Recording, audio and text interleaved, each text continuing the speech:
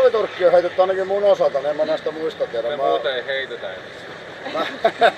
Mä heittelen talviturkkia, mä oon avaton uimari. Niin onko sulla erikseen talvia? Niin itse asiassa, mutta minkälainen on kesäturkki? Havainnoidaan, mulla pitää hajuilla. Niin nyt se kyllä unohtui. Siis talviturkki on heitetty, mitä muuta sä kysyt? Et miten kesä on lähtenyt käyntiin? No, siis nyt se lähti. Nythän se lähti ja helvetin hyvin, ei mitään ongelmaa. Oikein mukava olla festivaalilla. Kyllä joo, me oltiin viime kesänä niin ensimmäinen kesäloma 27 vuoteen pidettiin viime kesänä, niin nyt on taas oikein niin kaikki palkeet on täynnä, nyt saa päästä niin paljon kuin ikinä vaan lähtee ja keikka on hyvin ja mehän tehdään kaikki kunnialla. Että mikä on teidän salaisuus, että teidän bändi on pysynyt niin kauan koossa?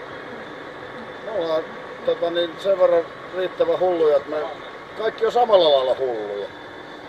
Ja sitten meillä on samanlainen musiikkimaku ja kaikki muuten lepposia paitsi minä ja ne on vähän semmosia, ne aina rauhoittelee mua sitten.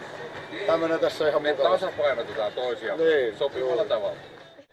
Onko teillä jotain niinku, tiettyä paikkaa, missä tykkäät eniten esiintyä? Festareilla vai klubeilla vai?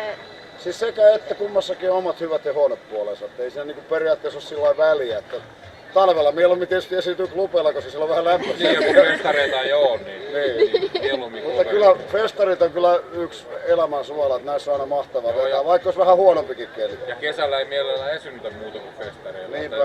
Mahdollisimman vähän mitään muuta. Kyllä me keritään talvet sitten klubeilla nuhjata.